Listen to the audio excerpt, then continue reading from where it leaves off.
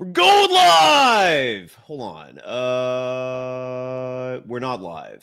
Oh, we are live. Are we live? I think we're live.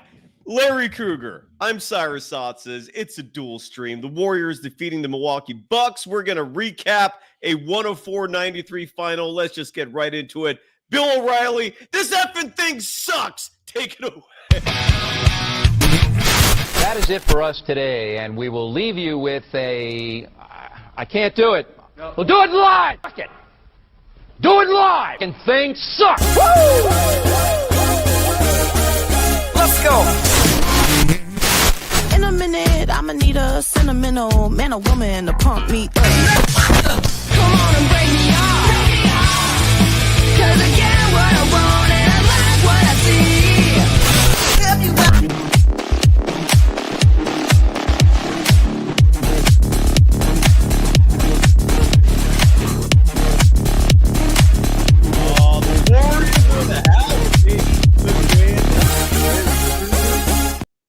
Oh, they're not booing, folks. No. They're Kruging, baby. You can follow Larry Krueger on social media platforms, including Twitter at SportsLarryK. You can follow me, Cyrus Satsas, on Twitter at Surf Journalist. Larry, great to see you, brother. Good to be here. Sponsors. Of course, we're brought to you by Pig and a Pickle, the best barbecue in all of Northern California. Check them out. They're in Emeryville. They're in Corte Madera. They're open 7 days a week in those two locations from 11 a.m. till 8 p.m. Or until they run out. I'm also brought to you by Mancini's Sleep World. Yes. If you go to Mancini's, you get 10% off if you use the code KRUG10. So KRUG10, and you'll get 10% off at any Mancini's locations or online. Larry, right there. Sleepworld.com. KRUG10. And that's it, dude. 10% is 10%, a massive discount. 10%. I mean, it's very, very strong. Let's not pretend. And then also thanks to Sharp Corner Sports Cards and Collectibles, they are at they're down in Monterey, I should say Pacific Grove to be exact. My good friend Anthony Catania is at 205 Cypress Avenue in Pacific Grove for all your sports cards and collectible needs.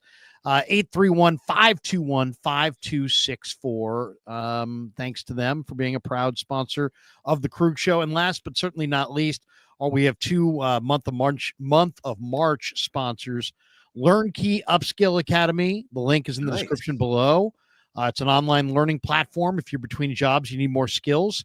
They handle over 30 different certification programs, IT, cybersecurity, marketing. So LearnKey Upskill Academy and Claudaddy Arcades.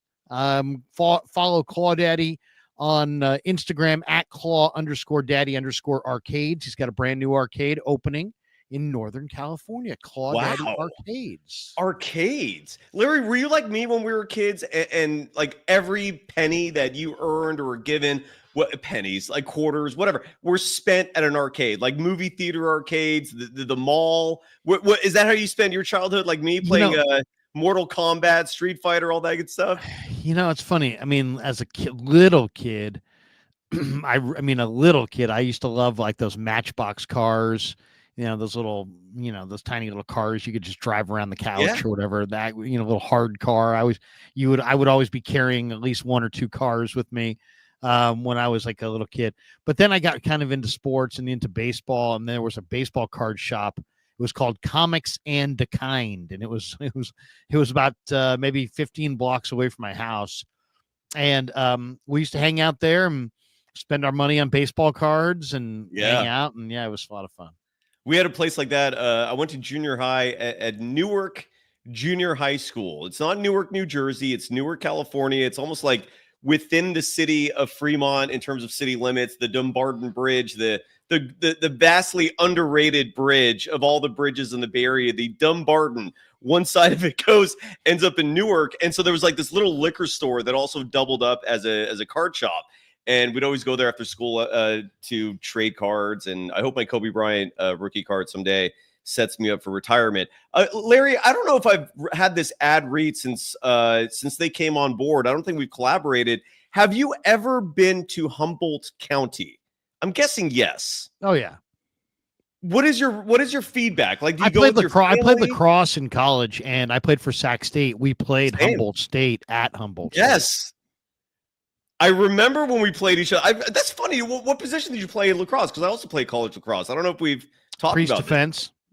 I play. It was just defense. I was a defenseman for the most So you had part. that big old long stick. They gave you an extra advantage to just beat the shit out of everyone else, right? Yeah, and it was a fun position. It was that you was definitely rewarded. It was kind of like basketball defense, but they give you a stick. Yeah, exactly. A longer stick. Defensemen get bigger ones than everyone else. That is fascinating, dude. Yeah, man. I played lacrosse as well for the Humboldt State Lumberjacks. They're now called Cal Poly Humboldt, interestingly enough. And I bring that up because visit Humboldt.com is one of our official sponsors of Golden Days. We're stoked to have them on board, folks. Over half the audience. Larry, I don't know if you've done your research lately in terms of like where your audience is based. Mine about close to 70% is in Northern California. Have you done that lately? Have you done the YouTube analytics? Yes, I have. 97% of my audience is from Humboldt County. What percent? 97%. How are you making it so big? Because I feel like your subscriber numbers I'm joking. Than the entire population of Humboldt County. We're big, huge in Thailand. Thailand. I haven't seen White Lotus, the newest episode. Europe is a hotbed for the Krug show. Well, that video there here's people listening to the Krug show right now. You just can't hear it, but they're listening as they're walking through nature. Well, go check out Visit Humboldt. It is a fantastic place to visit, whether you're with your family, your friends, whatever you feel like doing. Take the pup up there and check out visithumboldt.com for places to stay, things to do, or just DM me. I'm a former resident there. I still try to make a trip once a year just because I love it that much. Today's episode also brought to you by Bet Online, the world's most trusted betting platform. March Madness is in the house. Larry just read off a bunch of sponsors connected to that because that's what our culture wants. March Madness, the craziness of hoops. Go bet on it. By the way, the Warriors tonight, Larry, I hyped this up on social media, and Bet Online, the world's most trusted betting platform, the game starts here. I bring up the line because, Larry, I don't know if you're surprised by this. The Warriors were underdogs tonight. The Milwaukee was favored by 2.5. The Warriors money line, I believe, was plus 117. I told folks to bet on the Warriors. Now, I did get sketched out in that third quarter there, but were you surprised? Are you surprised, depending on when you learned about this, that the Warriors were underdogs at home to the Bucks? No, okay. I wasn't. The Bucks are just starting a new trip. Golden State's without Steph Curry. The second half of a back-to-back. They're looking a little fatigued. They did not look good in the last game against Denver. They didn't play well. So no, I kind of expected the Bucks to be favored by a point or two. Well, there you go. I was a little surprised. I know with Stephen Curry out that would have affected the spread, but I didn't think the Warriors would be underdogs, yet they were. And the Warriors covered, and then some. 104-93, the final. Larry, your immediate reaction, great to see you, brother. I know you were in Arizona for spring training for a little bit. You've been dealing with the madness of NFL free agency. I hope I'm a welcome reprieve for you. Maybe not. I don't know. But reaction to the Warriors winning tonight. Well, I mean, it was a good win. Good win for Golden State. Just across the board. I mean, Golden State came out in the first half. They took a 14-point lead. They had played a great defensive first half. Draymond Green led the way in that first half. He bothered Giannis. He had a couple blocks. He had a couple steals. And I thought he kind of led the way. And the Warriors led by 14. Then, Milwaukee comes roaring back. The Warriors just sleptwalked the third quarter. Milwaukee won it by 12. Golden State had 10 turnovers in 12 minutes. You got to be kidding me. Yeah. Kuminga shot 2 for 10. And they had a rough third quarter.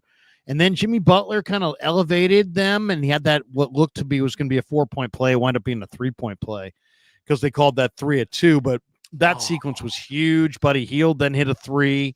The Warriors kind of looked really good, but Milwaukee is talented. They fought back. So on a night where Steph Curry was resting after a kind of a dreadful performance the night before against Denver, the Golden State Warriors dug deep, and I thought the key was they did a nice job on Giannis. They did a nice job on Lillard. Neither of those guys went off, And then Pods took it over at the end. I mean, I thought Jimmy Butler had some really nice sequences, and he was really strong tonight. With Steph out, kind of showed. But Jimmy Butler can do what he wants to do, and it's like with Steph, he knows he needs to do other things. When Steph's not out there, he needs to score, and he did. But I love the fact that Green played defense in this thing. Jimmy took it over when he needed to. Pods finished with incredible confidence. I love the way he finished this game. Huge shots, hitting big threes. I mean, yeah. If Podziemski can be like a real confident finisher for them, they really got something there. So I would say overall, first of all, any game that you can get without Steph Curry is great. Quentin Post, got 14 points and made some big shots, but he also, was bumping around. He bumped into Podziemski on the one play. He looked a little out of control. Buddy Hield didn't get 18. He got 15, but I thought Buddy played pretty well. Kuminga had a rough night shooting, and on a night they didn't have Steph and Kuminga didn't have a good night shooting. Butler and Green and Podziemski kind of, saved them and they get a nice win. I mean, I think they also kind of benefited just from the fact that Green did such a nice job on Giannis. Yes. Giannis had 20 and then Lillard had 16. I mean, Lillard was 2 for 9 on threes. So that, that's an off night for him for sure. So, the Bucks, I think overall good win for the Warriors. I mean, really good win. Bucks are 38-30 on the year.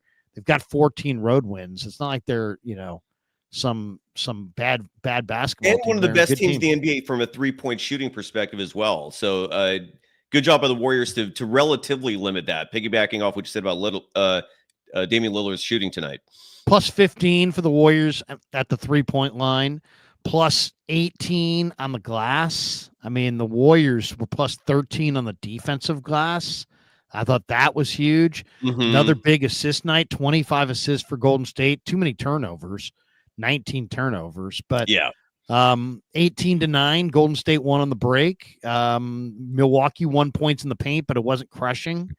And, good win. Good win. Any win that you can get without Steph Curry, who did look gassed. I mean, his knee looked like he kind of buckled on him late in the game yesterday. His back was hurting him. He can't stay in front of anybody. It's just his neck. Yeah, he was just having one. He's getting old, man.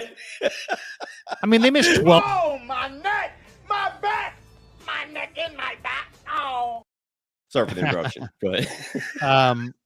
But Kerr said it yesterday. Hey, we got what we deserved. But for them to be able to rest Steph and get half of a back-to-back, I think realistically, most people were looking at this 2-game stretch thinking if they could just split here somehow. And they got the split. So there you go. When we looked at March before the month started, and we looked at the Warriors' 14-game schedule, I think 10-4 was the minimum goal for what you wanted the Golden State Warriors to achieve in a month where the schedule is relatively easy. Folks, so far they only have one loss, and that's to the Nuggets last night. It's going well. Larry, I feel like you summarized the whole game. I don't know if there's anything else to talk about. I think we're done. Good night, everybody. I'm just kidding. But no, fantastic summary. I feel like you nailed almost every point there. Just to add a few things. Stephen Curry, you're right. To win without him, most other seasons, I think almost every other season, when he's not playing, the Warriors usually struggle. This year, after tonight, they're 7-3 on the season without Steph. That goes to show, I think, the depth of this team. To be able to win games now and not rely on him like you once did, impressive. The 19 turnovers you brought up, which was glaring. Bob Fitzgerald read off this stat in the game tonight, which I thought connects perfectly to that number. If they had just committed one more turnover and hit the 20 mark, the Warriors are 0-5 on the season when they commit 20 or more turnovers. So they stayed below that. I don't think it matters in the grand scheme of things, but interesting stat to highlight there. This was a good win, Larry. And Brandon Podziemski, I don't know if we should start in terms of focusing on an individual and who the player of the game should be, because I feel like it's either going to be Podziemski or Jimmy Butler. I'll read the stat lines first, and then I'd love to get your vote. And if the audience wants to jump in with their take, This is a somewhat democratic process. We'll definitely take a look at that. But Jimmy Butler III tonight, who took over the lead role, facilitator, scorer, 24 points, 8 rebounds, 10 assists. He came just 2 rebounds shy of a triple-double. Perfect 11 of 11 shooting from the free throw line. Did have 5 turnovers, so he was part of the reason why the team had those 19 turnovers total, but fantastic game. And he was hitting clutch buckets. They clearly don't win this game without him. And then Brandon Pajemski, who's missed, like 2 weeks, a week and a half with the back soreness. He had a fantastic game as well. Those clutch buckets in the fourth quarter, finishing the game with 17 points. He was 4 of 7 shooting from deep, 6 of 10 shooting from the field total, 7 rebounds for him, just 1 assist. I feel like that's the part of his game he needs to work on, and that's okay. He's young. But the assist numbers for someone like him who plays the point guard position, that should go up a little more. 1 assist, you want to build on that. But nonetheless, great game for those 2 players. Larry, who, in your opinion, is our player of the game between those 2 guys? Or should there be a third name that I'm missing? Well, I'll say one thing that I'm noticing a little trend on, and it's not just about tonight. It's really across the board. The Warriors are getting 7 and 8 different guys every single night, grabbing at least 4 rebounds.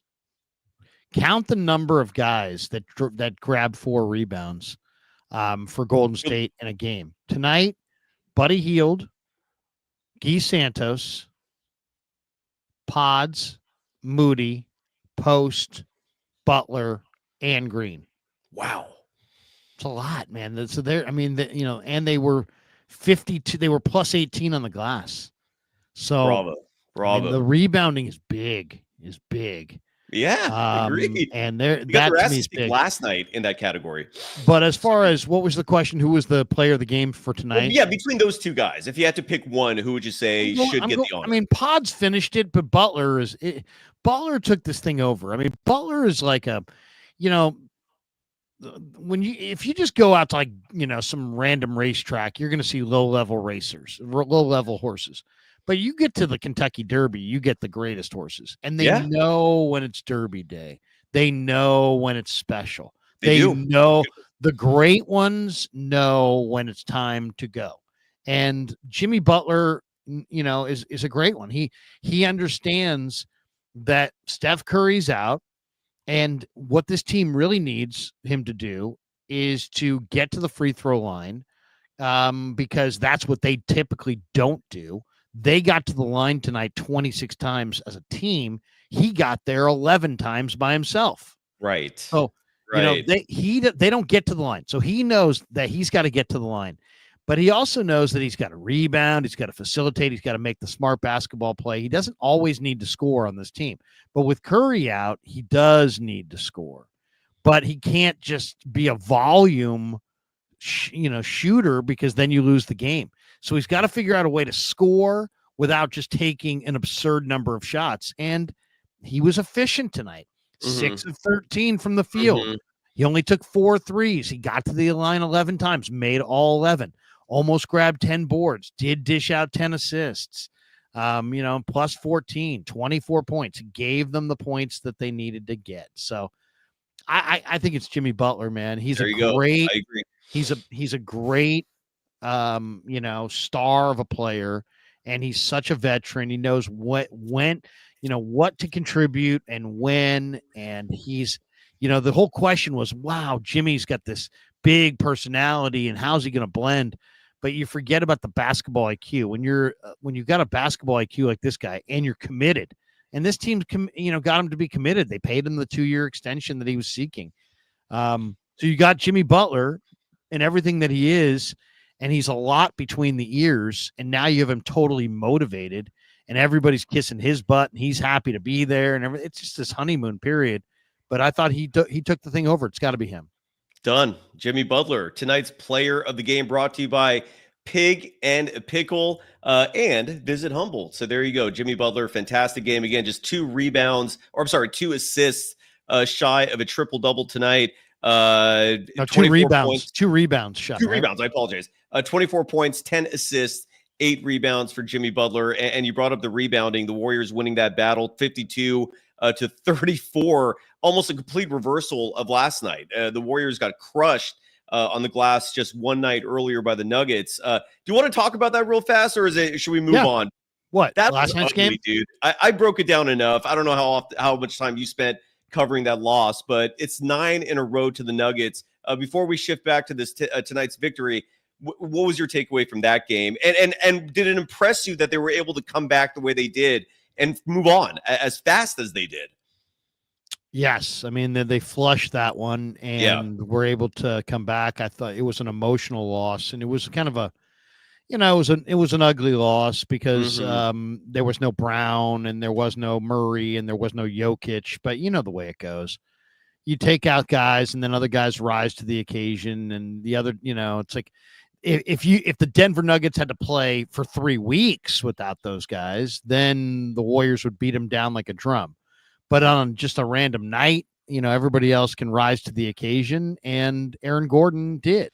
Aaron Gordon, when he came out of Midi and, obviously went to college and became this incredible jumping jack player, came into the league and was just this amazing high riser, but didn't have a lot of refinement to his game as far as polish. He was an above the rim dunker, runner, rim runner, fill the lane, great athlete, but not a great shooter. But man, last night watching him, kind of bumping and creating some space in the mid range, squaring up the shoulders, knocking those shots down. I mean, he's emerged as a very, very strong offensive player. He's a better offensive player today than he was 5 years ago. Agreed. Right? He's got all kinds of game and touch, and he can really make shots. He's a shot maker in the half court now, where he used to be just a high riser dunker, guy who couldn't make shots. Now he's making those shots. So he had a big night, and credit him for having the big night. And then Golden State, obviously didn't have a big night, and what can you say? I mean, I Denver, somebody asked me, Denver out rebounded the Warriors 53-38. Somebody asked me, how far can the Warriors go this year? And I said, I think they can go as far as until they run into Denver or OKC. I think Denver and OKC probably are going to be too much for them, even in the playoffs. So you're disregarding the regular season matchups with OKC. Like, you don't think that matters? No, it doesn't matter. Okay. No, it doesn't matter. OKC is really, really good. They're going to rise to the occasion. And then I also think that the best teams are really in the East. And I think Boston and Cleveland is the de facto finals. So I like Golden State. I think it's going to be a fun finish to the year. And they ain't going down with a fight, but I think they're going down in the conference finals. OKC doesn't scare me, and I don't think they scare the Warriors either. In fact, I'm confident if you asked Warriors players, if would you want to play OKC in the postseason, they'd say emphatically yes. Just because there's no size there to intimidate the Warriors. They play a Warriors brand of ball, and I feel like if there's any recipe that's not going to work against Golden State, it's trying to replicate what they do and what they master. Denver's a whole other story, brother. I like. That game yesterday did not make me feel any better about that situation. They play again on April 4th.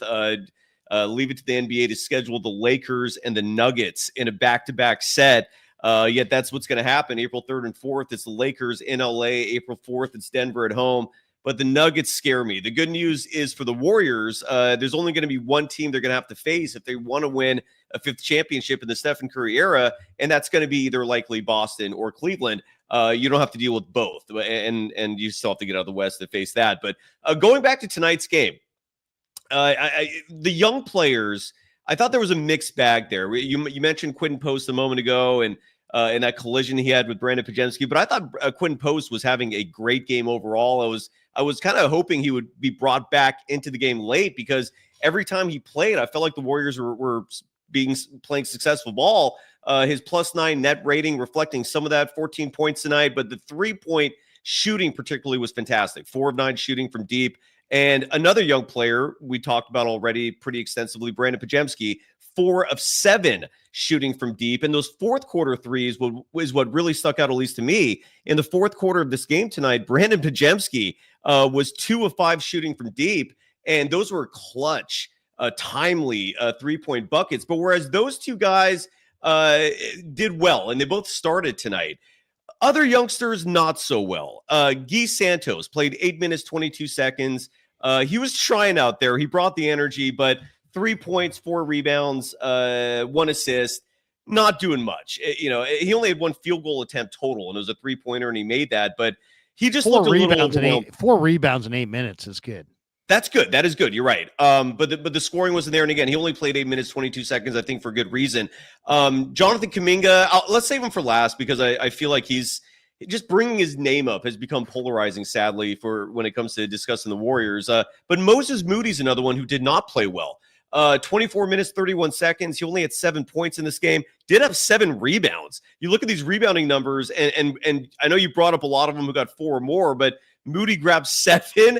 He added 3 assists, which for him is a good number, but he only had 7 points. He only shot 1 of 5 from deep. And I want to start there. What did you see from Moses Moody tonight? Because it wasn't his greatest evening, but the Warriors did improve to 19-2 on the year when he starts. Your thoughts about Moody? Yeah, I mean, obviously it wasn't a good shooting night, and he missed 4 of the 5 threes that he took. Yeah. But my whole thing, the disappointment I look at in that box is just that on a night where the three's not falling and you took 9 shots and made only 2, go to the bucket a little bit. Yeah. You're not 35 years old. You're not like some guy who can't finish inside or go inside or drive in. Drive in. I mean, the one thing that's a little perplexing is these guys are playing on this team with Jimmy Butler. He's showing this great propensity to get to the line, and yet they don't really show like any inclination to copy this behavior. You know what I mean? It's like, hey, you know what? This guy's really good at driving in with pace, under control, with balance, drawing contact, and then trying to finish. Sometimes he finishes, sometimes he doesn't, but he goes to the line. Moses Moody he's not a sharpshooter, and he's not a high riser. So what should he have a lot more of in his game? Mid-range and getting to the line and more efficiency. If he wants to play more, he's got to get to the line and make free throws. And he just doesn't. So, I mean, 2 free throws in 25 minutes, that's not enough. No, I agree. Now, the good news is Jonathan Kuminga has always been good with the free throw numbers. And real fast, some paid chats here. A+ trolling, masterful work here from No More Mediocrity, dropping $1.99, saying, thank God they benched Kuminga ass. And again, good work for donating the money, so we can say that out loud. No More Mediocrity adding another $1.99, saying, trade mediocre ASAP and make the team better, to which, once again, I'll reply, thank you for the money, and friendly reminder, the trade deadline passed. You can't trade them. So nothing constructive there in your suggestion, but you got your voice heard.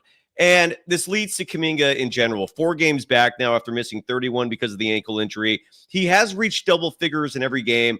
The first 2 games, I thought he was solid. I thought it was fantastic work. Last night, you got a few schmucks out there criticizing him, despite the fact he was the only player in the Warriors in the positive of net rating. I think it was like a +6. No other player was in the positive against the Nuggets. Tonight, though, the opposite story. -11 in net rating. The team worst. Did hit a double figures shooting again. Thankfully, if you like Kuminga, and for Kuminga himself, that's a thankful a notion there. But 10 points, 2 rebounds, 2 assists, was a perfect 6 of 6 from the free throw line. You like to see that. This kid gets to the line a lot, but he was 2 of 10 from the field.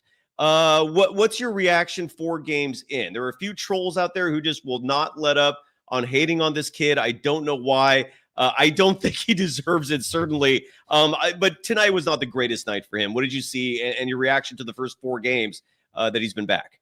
I'm so tired of watching the Warriors screw this kid up. I mean, it's just so annoying. Guys, it's not that hard to figure out, okay? It's real basic.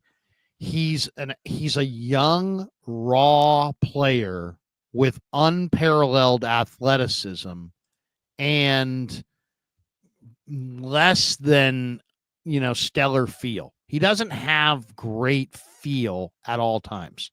What he does have is the most explosive forays to the bucket, and and he's so long and so athletic. We're talking about a 6'9" player who's super rested. He hasn't played in a long time. He's young, he's energetic, and now he's fresh, and everybody else is kind of tired. I'll tell you what, the solution for Kuminga, he needs to play his game, and the Warriors need to play off of him. He's being told to like play off of them and kind of blend into them. Correct. He's not a blend. Let these other smart veteran basketball players, the Greens, the Butlers, the Pajemskis, because he's the equivalent of a veteran. He's got such basketball IQ. Some of these guys, Gary Payton, let these guys play off of this guy. What I mean is, just if I would go, if I was Kerr, I'd go up to Kuminga 2 hours before the game with a nice crisp C note and be like, bro, here's a C note. See it? You like it? Every single time you flush one, I've got one of those for you. Every single time you finish at the rim with authority in a dunk, I've got a C note for you. Because he needs to attack the rim. It's great that he was 6 of 6, but guess what would be better? 12 of 12. I don't need 10 shots from the field and only 6 free throws. I need 10 to 12 free throws and less shots from the field. Or, you know what I mean?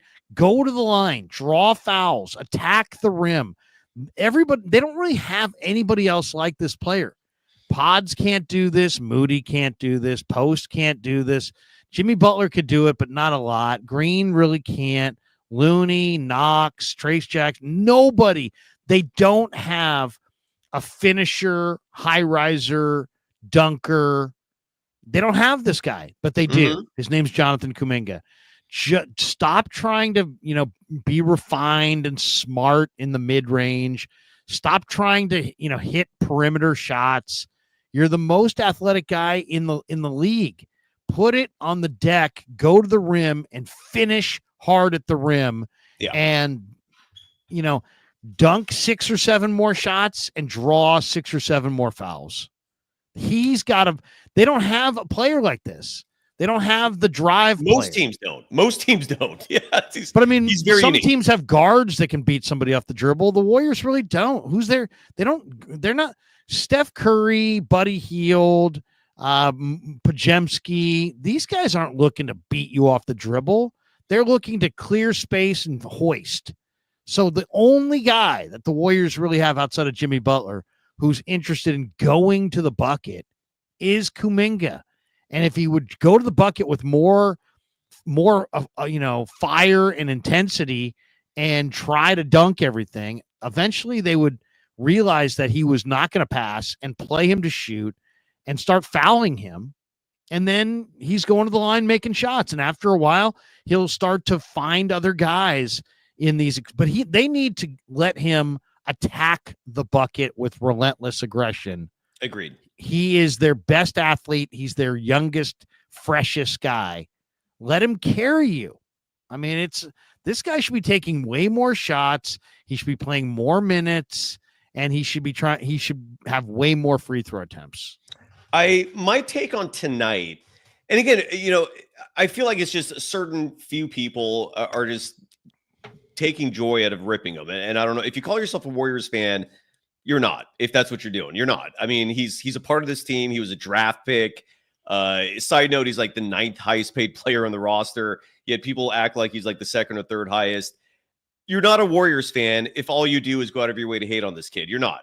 Don't call yourself that. He's a part of the team. And if you're not one of us. You're not. I mean, I don't know how by definition you are if you're going to hate on one of the players on the team for no good reason except you want him traded. That's insane. With that said, it's really insane after the trade deadline. Well, exactly. I mean, if you want to get super fired up, get fired up about this like January 10th. Don't get fired up on this on March 18th. It's like exactly. Timing in life is everything. Exactly. And our dealers worldwide is saying, I've hated other players. Who? Name one. Let me narrow it down a little bit for you. If especially like I personally hold, I place certain players higher than others on the pedestal of respect, of emotional connection. If they're a draft pick, right? That's someone you're getting from straight out of college. They've only known you as a team. That's your boy.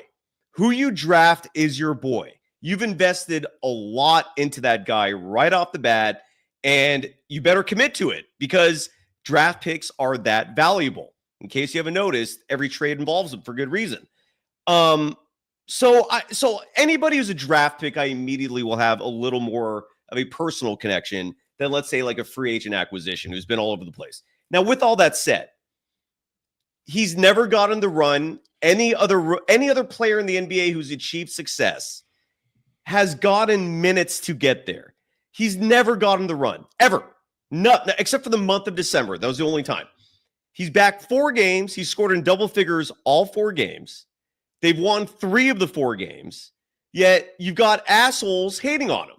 Why? I don't understand the why of that. You are a hater. You are, and like Mike G, for example, says the truth is hate. What truth? Drop truth bombs. What? That he's a bad free throw shooter? He was 6 of 6 tonight. I literally saw someone say that he needs to make his free throws. He made all 6 tonight. People have high standards for him. That's all. It's. I guess that's what it is. Anyways, my point is, 4 games back, he's scored in double figures all 4 games. They're 3-1, and you're hating on him. Why? I don't understand it. Now, with that said, tonight's game, what I saw, which kind of messed him up a little bit, is Giannis was giving him the business. Giannis Antetokounmpo is a former Defensive Player of the Year, and Jonathan Kuminga was aggressive early in this game. The problem is Giannis, I think, got a block on him early. He was making life very difficult for Kuminga to finish his shot tonight, and it spooked him. Look, Jonathan Kuminga is still the second youngest player on this team. That's part of the reason why my expectations are very low for this kid. He doesn't play enough. No one is ever going to develop and be good if they don't play NBA minutes. So his learning curve is already jacked right from the get-go. But he's young. He's the second youngest player on this team. And especially when he missed 31 games because of injury, there's going to be a little room that he's going to need to get back into the swing of things. So that's what I saw, at least. I don't know if you saw that as well, but Giannis is a damn good defensive player. He had 2 blocks tonight. It wouldn't surprise me if both those blocks were on Kuminga. I don't know. And then Mick's saying because he wants the max and he's not that guy. Oh, so I don't know, man. I don't. Wait a second. They're an overpaid NBA star, and he's not overpaid now. And again, no, but I mean that's what they're. I mean, get in line, dude. I mean, are you kidding me? You're gonna lose your mind about paying this guy? Oh my god! Not to mention, it's not going to make a difference next year.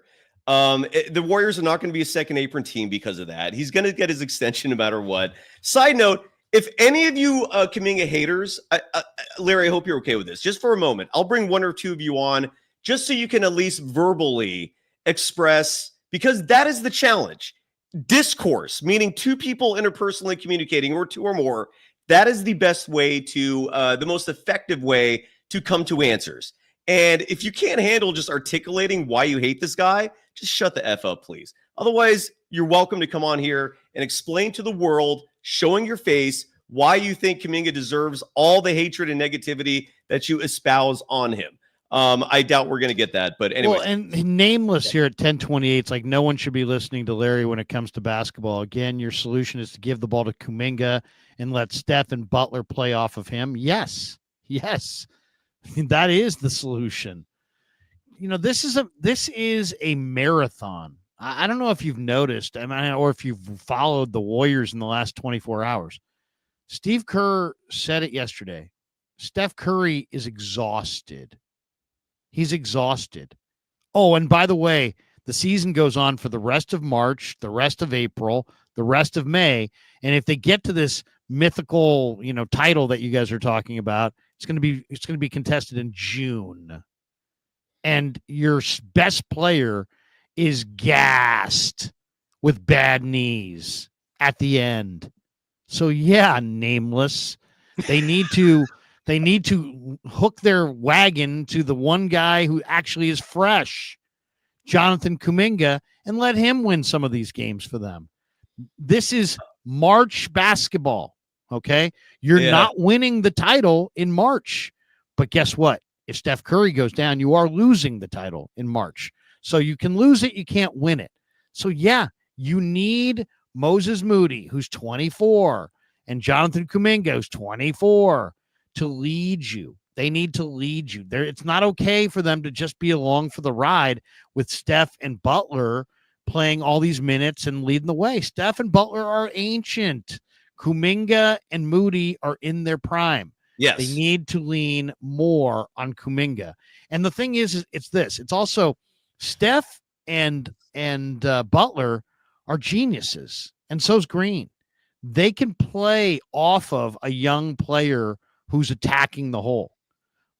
What's really challenging is to ask Kuminga, a guy who's missed a bunch of games and who's very young, to kind of blend on this team that has all these other guys doing other things. That's very difficult. And it's going to be some nights he's going to be successful and some nights he ain't. And that's where they're at. And have you noticed he's on the nights where he's successful, they win big.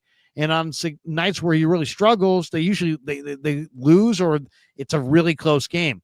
So Kuminga is, I understand. I'm not saying he's better than Steph. I'm not saying he's better than Butler. I'm saying he's younger, fresher. There's a lot of games left. So let's feature Kuminga and Moody and some of the youth down the stretch and see how many games you can win, because you have to do two things. You have to finish with some momentum and keep Steph and Jimmy Butler and Draymond fresh for a big run in the playoffs, right? Because you got to do both. I'd rather win 3 or 4 less games and have a lower seed and have a fresh Steph, a fresh Butler, and a fresh Draymond than play those guys crazy minutes, let them be the fulcrum of everything that we do, and then get to the playoffs and be like, hey, Steph's out of juice.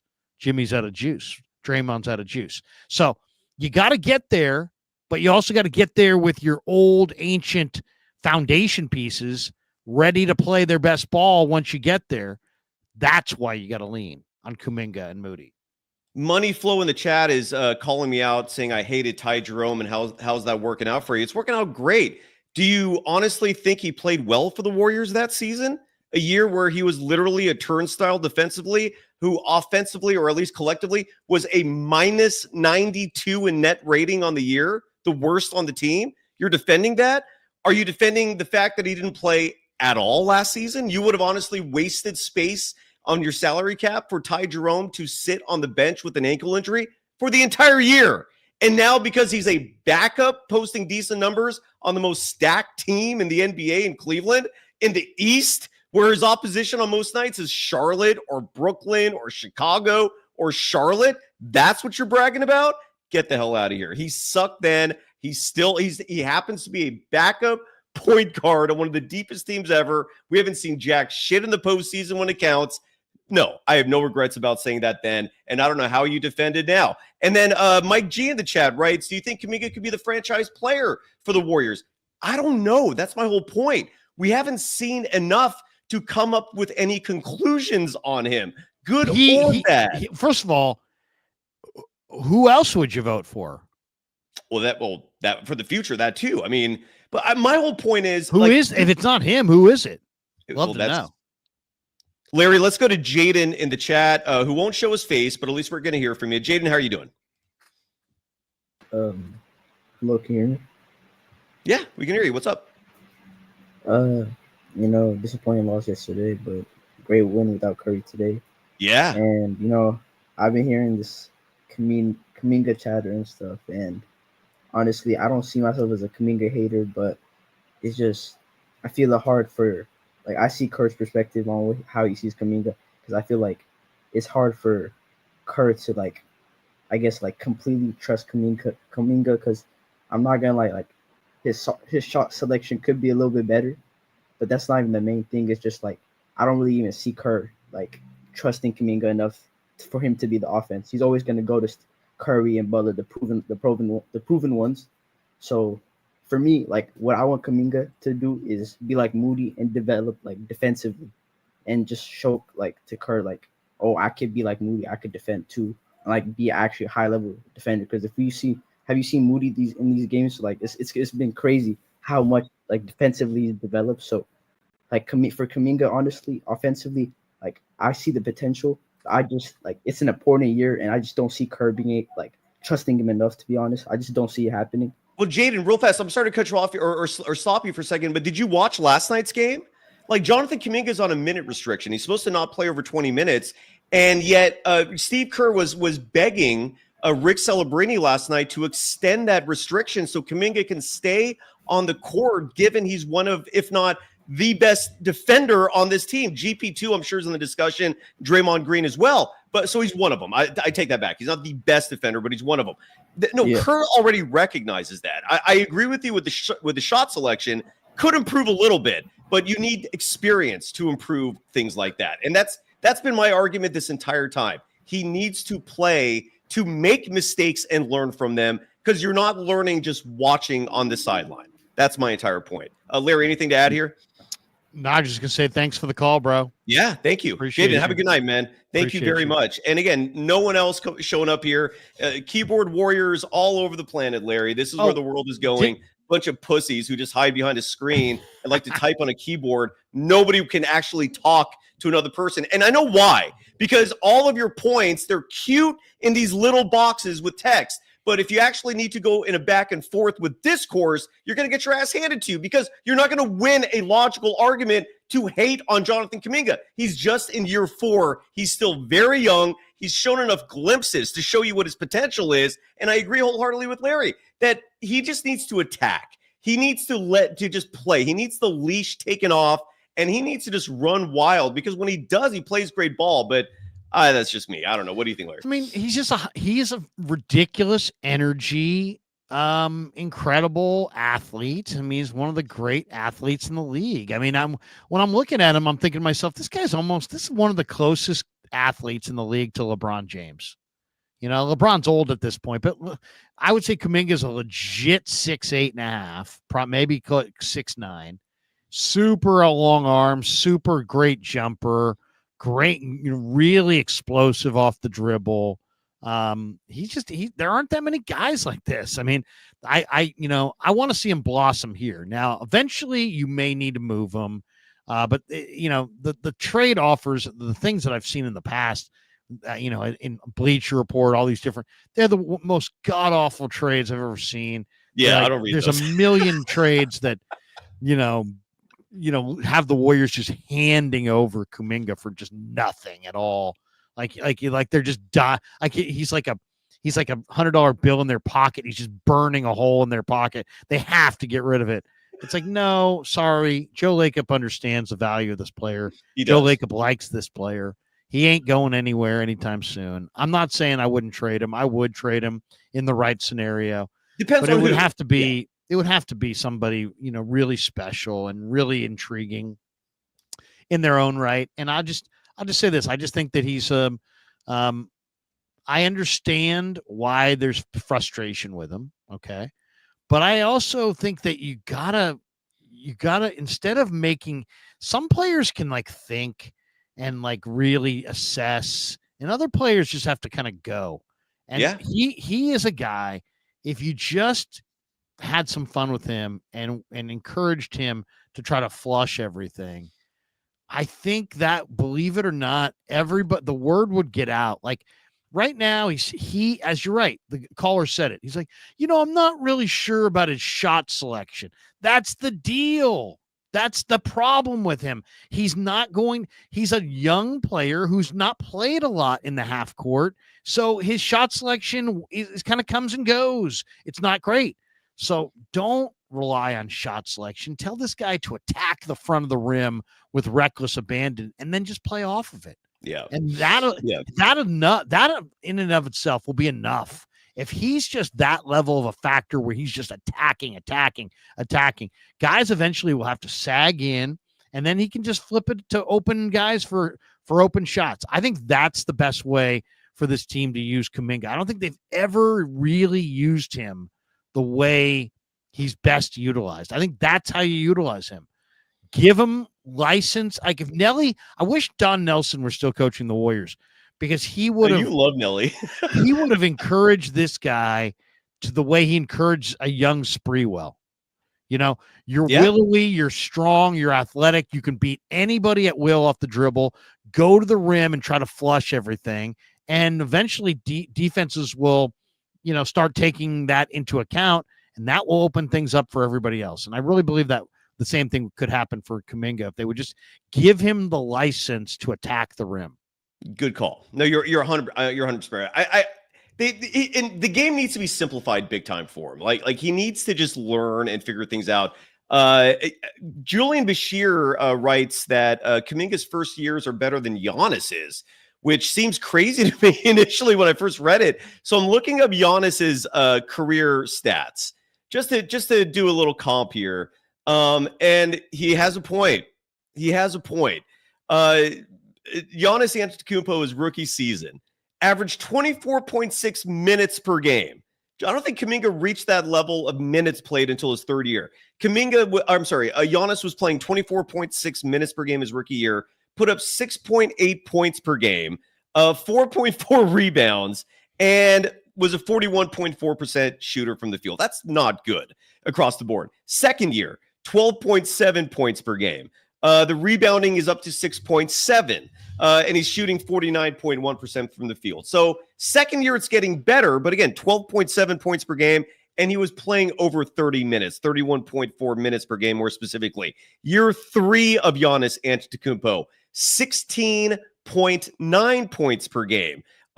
He shot 50.6% from the field, averaged 35.3 minutes per game. The one common theme you will get from every single good player in the NBA is if you go back to their history and look at their minutes, starting with their rookie season, they actually got them.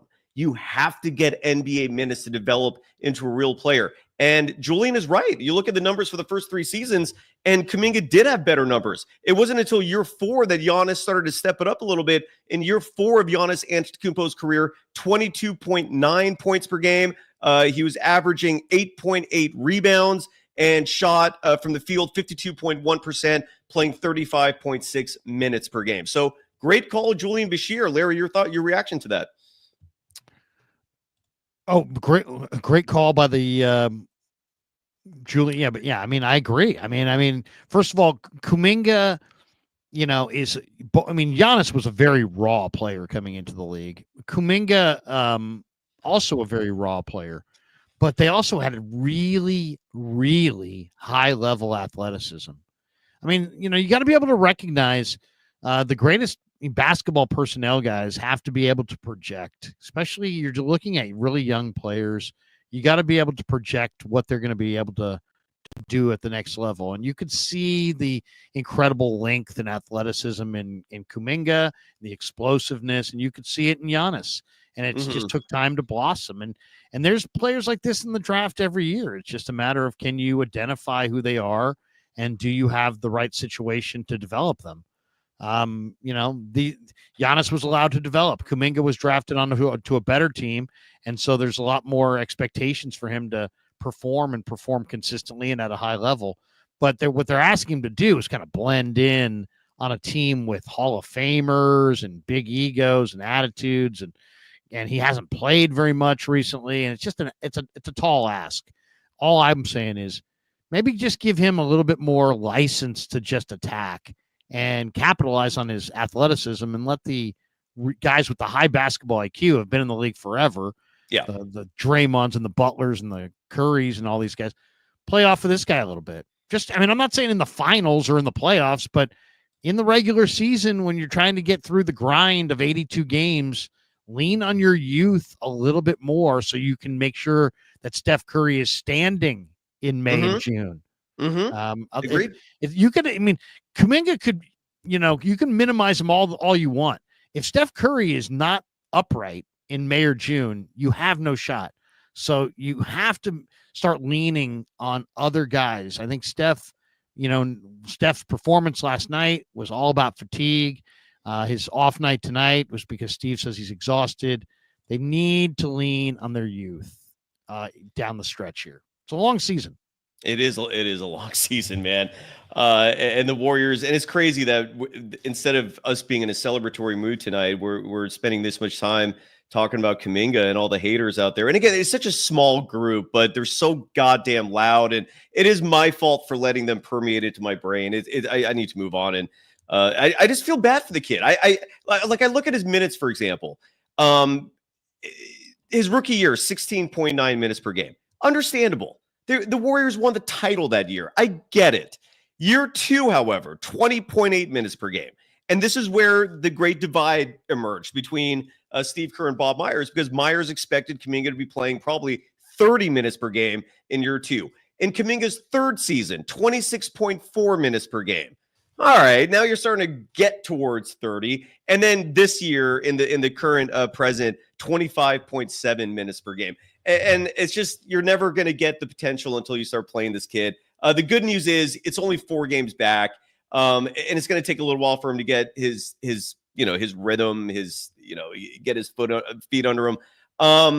We'll see. By the way, Ion or Ian, I apologize for not properly knowing the pronunciation, writes, a fan from Louisiana, perhaps the one and only. Welcome. Larry, have you ever been to Louisiana? I'm going to guess yes, but what's your take? Oh, yeah. I've been to New Orleans 3 or 4 times. I've been to Baton Rouge, Tiger Stadium.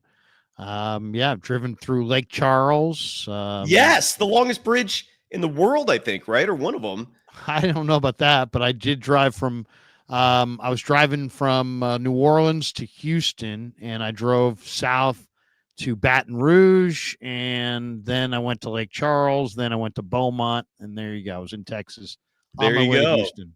What were you doing driving all around Louisiana, man? I've done that a few times. It's beautiful. Well, it depends which time I was there. I've done it scouting. I've also was doing it when I was working for Sports Byline USA. I was negotiating with radio stations to take syndicated programming, and I met with a bunch of radio stations in New Orleans, Atlanta, Huntsville, Houston, all throughout the South. This is in the mid-90s. Wow, that's crazy. Yeah, I love Louisiana. I think New Orleans is one of the greatest cities in the world, just my humble opinion. Crazy Boo Boo Chicken dropping $1.99, saying that Pajemski's back, held up this game. Welcome back, Pajemski, by the way. Larry, you've in previous shows, I've heard you criticize. And side note, by the way, I don't know if your executive producer, Kevin Kruger, is moderating tonight, but the AIDS chat is out of control. Anyways, I wasn't sure if you saw that, Larry. You're moderating, so you can get those. Oh, that's out under there. me. I apologize. Oh, I sincerely apologize. Okay. Yeah, you can get those out of there. You just hit my the bar. fault. My fault. My apologies for that. It's incredible. The people just they're persistent, but I respect the effort. What's your take on Brandon Pajemski now, where the Warriors after tonight's win improved to 40-29, which, I mean, they reached the 40 win mark, and we're still in March. I think that's a little impressive, Larry. Before I get to my question, what are your thoughts on that? Because granted, I know you made your 38 win prediction before the Jimmy Butler trade, so that prediction is a wash. We're not counting that. You're not being held to that. But the Warriors are now at 40 wins. What's your take, dude? I mean, we still got some time left.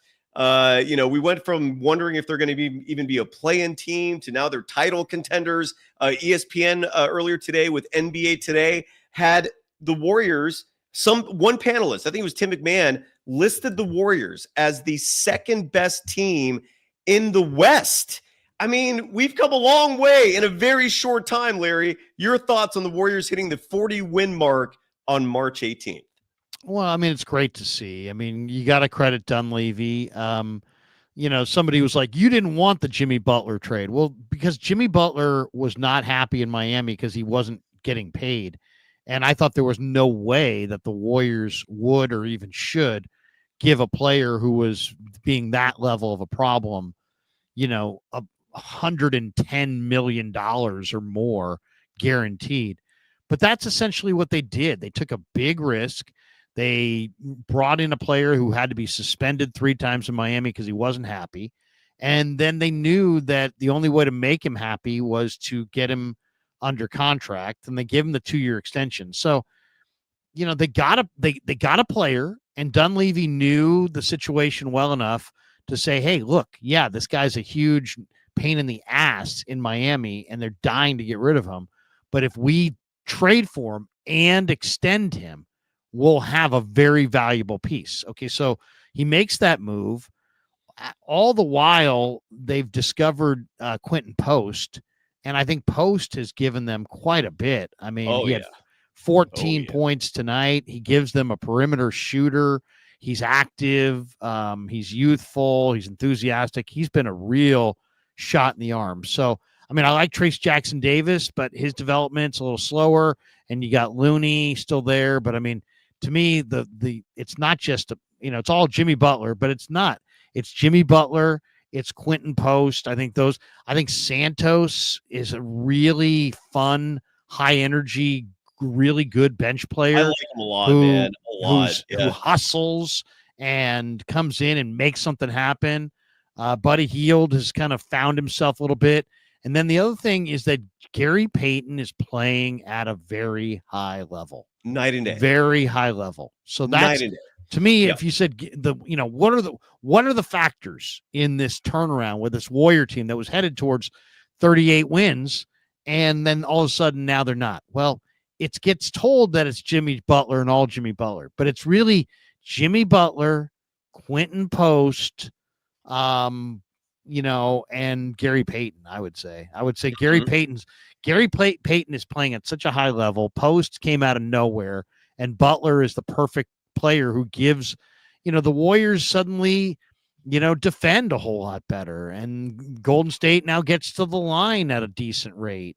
And so when the shots, it used to be when the shots are falling, Golden State's great. And when shots weren't falling, it was like, it was the extremes. Now, when you have a player like Butler who can score in the mid range and get to the free throw line and knock those shots down, there's a little bit less volatility to their shooting. And it gives, I think it's rounded out this team beautifully. But Butler's awesome, but I would say Post and Payton have been huge. And then Podziemski, you asked about Podziemski. I mean, Podziemski's shot at the beginning of the year was really broken. And obviously he's spent a lot of time on it. And he's always been a great rebounder. He had 7 more tonight. And if he can be kind of like a big dagger throwing, perimeter shooter that they can depend on, they can go far. They can go far because he was kind of taking shots early, but missing a lot of perimeter shots. We know he's a good rebounder. We know he knows how to play. But he's got to shoot. Why? Because he doesn't have the athleticism to finish at the rim. He doesn't have the craftiness to all these great shots off the glass. He's got to be those shots have got to fall from the perimeter, or he's not nearly as effective. Podziemski, again, he shot 43.8% his second and final year in college at Santa Clara. That's a damn good number. And he didn't shoot clearly, like you said, the beginning of the year, the shot was not there. You even had Bob Myers on ESPN broadcast, like criticizing his form. And I forgot what he said. It was something about he was being robotic or something like that. And what he's doing now is incredible. Like tonight, those buckets, those 2 threes he made in the fourth quarter were vital in taking care of business against the Bucks tonight. Was this a big win to you? Milwaukee was trying. I don't know what to make of Milwaukee. I feel like if you're in the East, like they're a team you don't want to face just because they do have Giannis, they do have Dame Lillard, but they've got issues. Like, was this a big win to you? Like is this a win that the Warriors take meaning from, or are the Bucks bad? What do you think? What's your take? Well, I mean, I don't know if it's a vintage Bucks team, but this team has a lot of size. I mean, Brook Lopez, Giannis, Kuzma. I mean, this is a big team, so anytime you can out-rebound a big basketball team by 20, almost 20 boards, I mean, that's doing the job. And it was a team effort. It was a team effort across the board. The Warriors got, 3, 4, 8, 14. They got 16 rebounds off the bench. So that's pretty good right there. Yeah, That's a lot of rebounds off the bench. That is. So I mean, that's something that I've seen a bunch of this, in the last few weeks. It's like there's a bunch of guys who go to the glass. Draymond rebounds, Butler rebounds, Post will rebound, Moody will rebound, Pods will rebound, Kuminga can rebound. Santos is a ridiculous, tireless worker on the boards. Buddy had 6 tonight. I mean, they got guys who can rebound. They got a bunch, and when they team rebound like that, man, it's a major factor. I mean, that was a big factor in the win tonight. Is their dominant rebounding performance. It was. You're absolutely right. And especially coming off literally less than 24 hours earlier, a game where they got their asses kicked in the rebounding battle. Points in the paint tonight.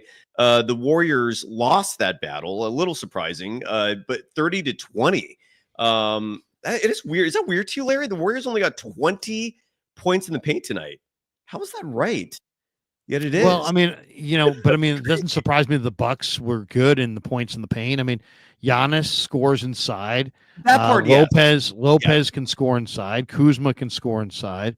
So they have some guys who can score inside. So I mean, that's not that surprising to me. But the overall, side of it is to me. What about you? Yeah, I mean, Golden State has, Jimmy Butler can finish inside. Maybe tonight he didn't have a lot of points inside. Quentin Post can finish inside, but of course he's an outside shooter on this team.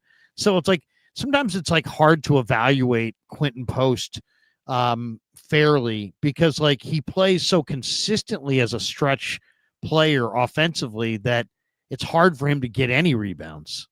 You know what I mean? Offensive rebounds.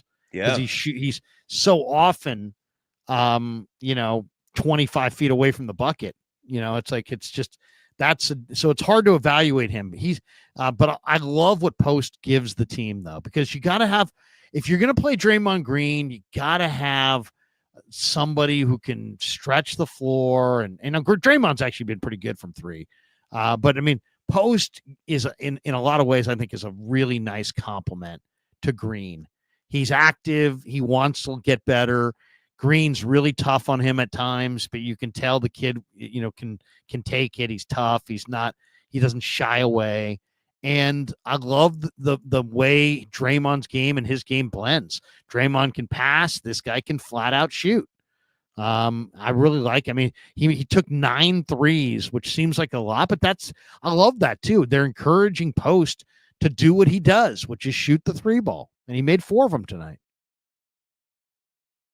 I want to play this soundbite. This is Steve Kerr, because one thing we touched on this at the very beginning of the show.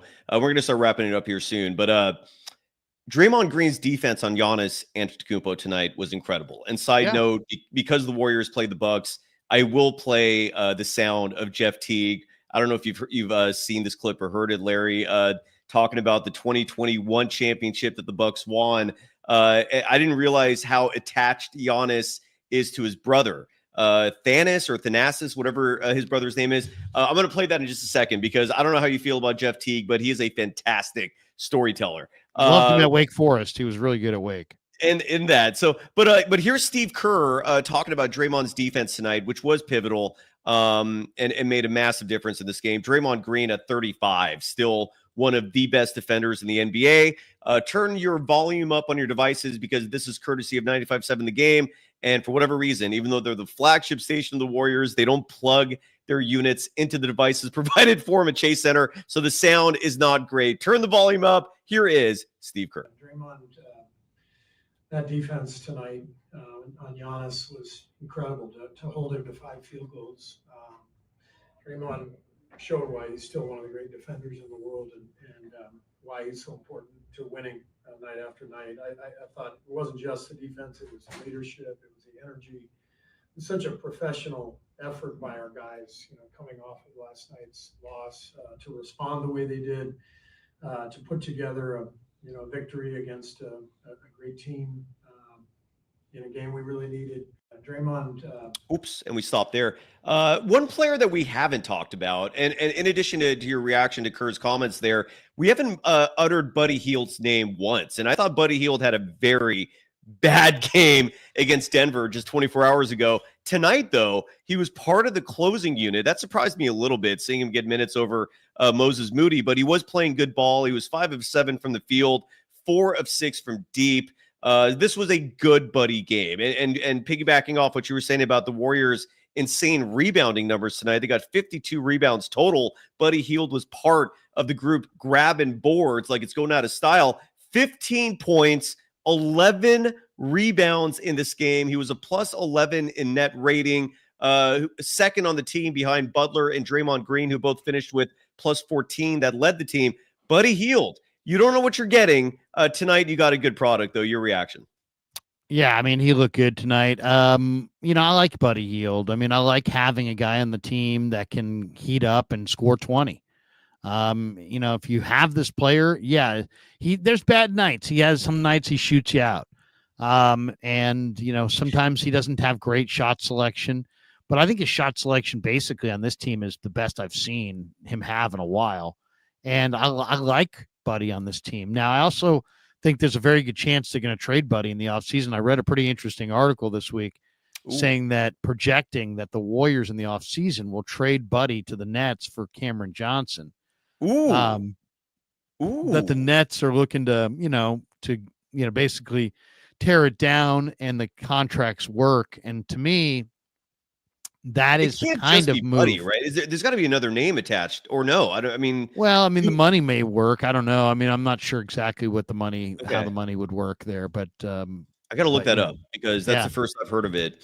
Yeah, but Buddy Hield, that would be nice. I mean, Cam Johnson would be a really nice piece to add to this thing. If you wanted to say, give me, a thought on, what is this team going to look like, next year, that would be the kind of move that I think would maybe get them over the top, So if you added another, think about this.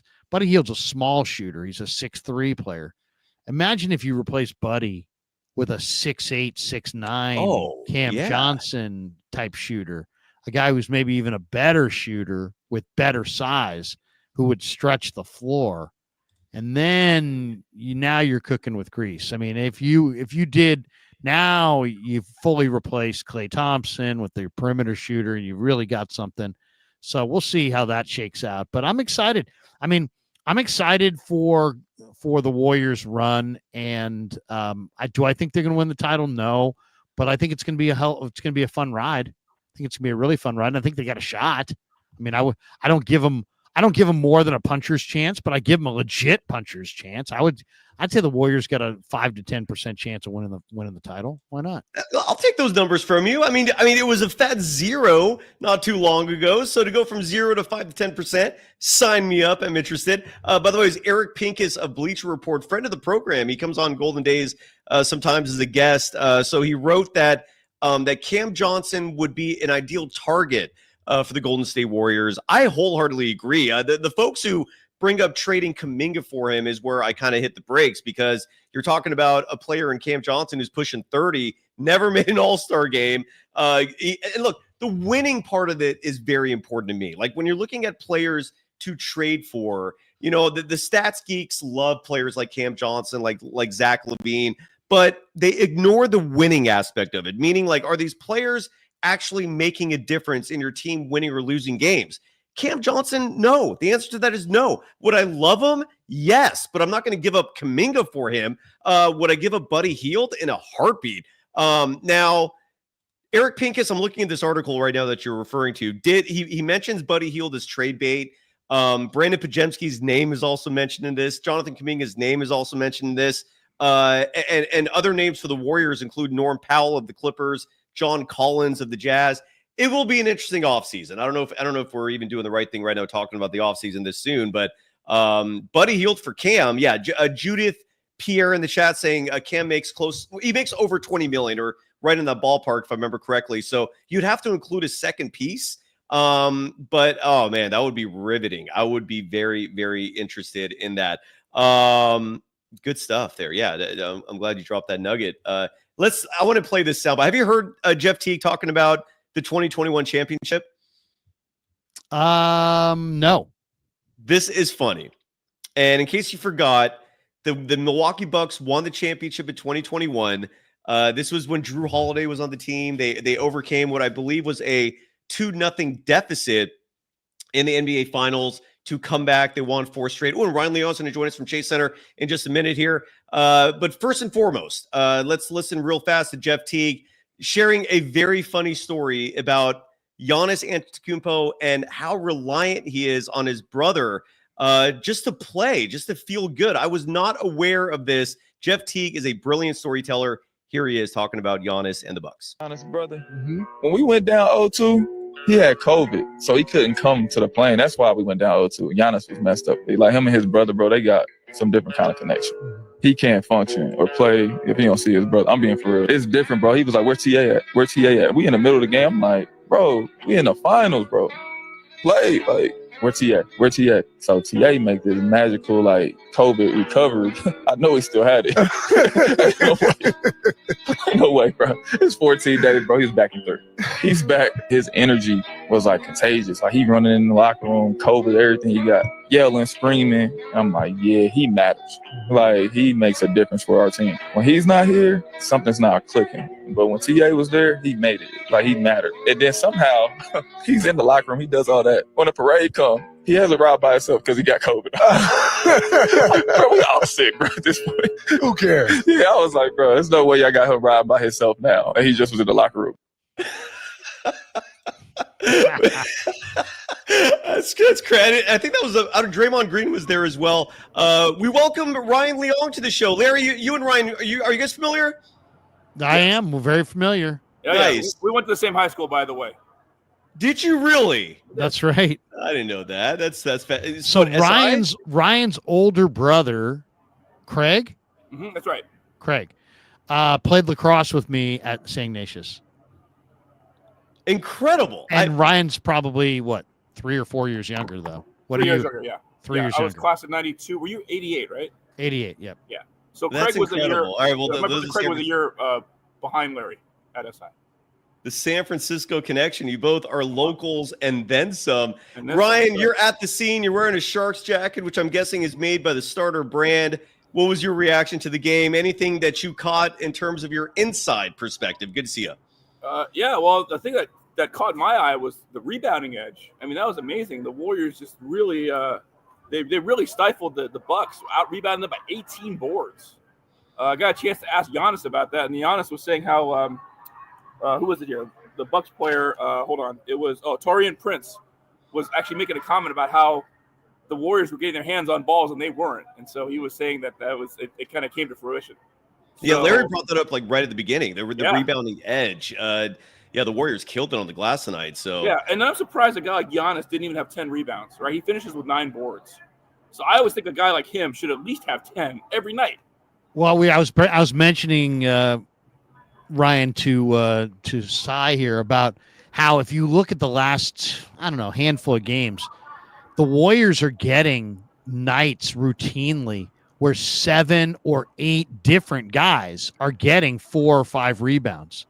And when you have team rebounding like that, it really is. It's nice because it's like it doesn't feel. It's like, hey, we're rebounding, we're dominating on the glass. They dominated on the glass tonight, but nobody had some monster 15 rebound night.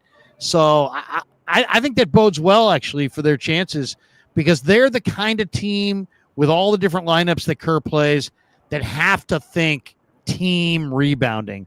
And if they can get 7 guys, 8 guys to grab 4 or 5 rebounds every night, I think that's going to be a huge shot in the arm in their efforts to try to win. Yeah, and then real quick, so as Cyrus knows, I help out RC Davis with the Warriors SoundCloud, which is why I'm always canvassing the visitors' locker room because he doesn't have anybody over there. But I don't mind actually because I think it's kind of cool, right? Because it's always easy to go talk. So anyway, just to explain to the audience, they're always like, "Hey, wait a minute, you're on a Warriors podcast. Why are you always talking to the visitors?" But you can glean a lot from talking to the other team, you know? Oh, yeah. Because no offense to anybody in the Warriors, whether it's Steph or Draymond, those guys are great talkers. But it's kind of nice to switch it up and get a different perspective when you talk to the other team. And I'll tell you right now, the Bucks are in shambles. I mean, this team, has got a lot of good veteran presence, but they're pretty lost out there. In fact, Mark Spears, on a side note, was asking during the post game, if he could see himself as the next Dikembe Mutombo, and what I mean by that is the next player to come from Africa to sort of be a role model. And Giannis' answer to him was, right now I'm just worried about how to get back to being a better basketball player. So, and he was saying, it's funny, he was kind of emulating Jimmy Butler. He was saying he needs to find the joy back in his game, which he doesn't have right now. So, was his brother there? We just played that clip. Someone in the chat said that Thanasis is always on the court side, sitting there, so he's near Giannis. Did you see him? No, from what I was told, I was talking to Melanie Ricks, and she's our sideline reporter for the Bucks. Apparently, he's getting like knee rehab. I think he tore his ACL, so I don't even know if he's been traveling with the team. So my guess is he's not traveling with the team because I didn't see him anywhere around the locker room. Interesting. So Larry, have you ever heard that could be a big difference, Have you ever heard a story of an individual athlete who has like not a support animal, not a support dog, a support human in this case? I don't know if there's a comp to this. Can you think of anyone? Like someone you're so dependent on. I'm trying to think like Kato Kalin, maybe. Kato Kalin. OJ had Kato Kalin. Ryan, can you think of anyone? I mean, it's so unique. Did I tell you I played golf one time with Kato Kalin? Not recently, but remember years ago? Was it Jack Haley that was on the Bulls? Remember him? Yeah. No. What about him? He was tight like with Rodman, wasn't he? Yeah, but he was like the kind of guy that was sort of like the sort of the mascot, good luck charm on the. Oh, if we're just looking for like towel waving idiots, ML Carr. I didn't remember Jack Haley, but that's the one that comes out that comes to mind for me. ML Carr used to wave that towel on the bench. Carson Taylor dropping $4.99 in the chat, writing that the young guys are looking so good.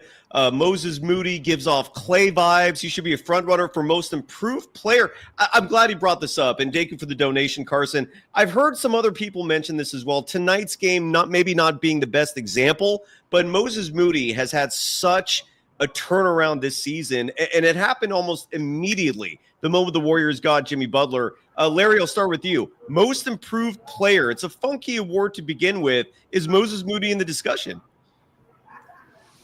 He's in the discussion. I said this at the beginning of the year. If the Warriors were going to go anywhere, Kuminga and Moody were going to have to be significant players because it's their time. They're young. They're the guys who should be driving this bus, not just along for a little cameo here or there. They're the guys who are lottery picks, who are now in year 4 or whatever. It's time for those guys to step it up. So, yeah. But I would say most improved has to be Quentin Post. My goodness, this guy came out of nowhere, and he's giving them really good minutes. He's not really good minutes. Rookie, but sorry to interrupt you. No, I know, but I'm just saying, as far as I bet you anything, Quentin Post's game has improved the most from where he was in the G League to where he is right now. Look at this guy. This guy's a major factor. HR in the chat brings up Harris Barden, famed left tackle for this, or was he a right tackle? I can't remember. Right tackle. Harris. He was a right tackle. But were him and Steve Young that close? Where Young was attached to Barden like that? They might have roomed together on the road or something, but it's not like that. This is pro football in the 90s. These guys wasn't like these guys. It wasn't Camp Waka Haka. And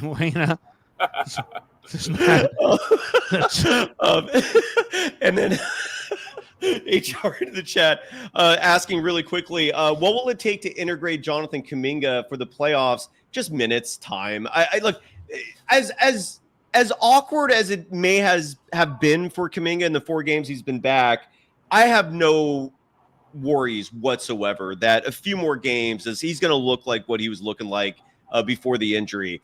Ryan, I'll start with you just because Larry and I had a long discussion about Kuminga earlier. What are you seeing from him, man? At least from a body language perspective, you're in the arena, you're watching him there. Does he look dejected? I know I've noticed he's smiling a lot more. I don't know if he's got his teeth fixed or what's going on there, but I don't think he was smiling much tonight. What are you seeing from Kuminga in person? Frustration, I would say. Okay. I mean, he's shot 2 of 10 from the field tonight, and he's got a lot of energy. Of course, you know, he's a high energy guy, and of course he's got explosive ability, but it's just ball's not falling for him right now. Yeah. By the way, Claudaddy Arcades, $4.99 just to drop a Cato. Arcades. Claudaddy Arcades. You've been to an arcade.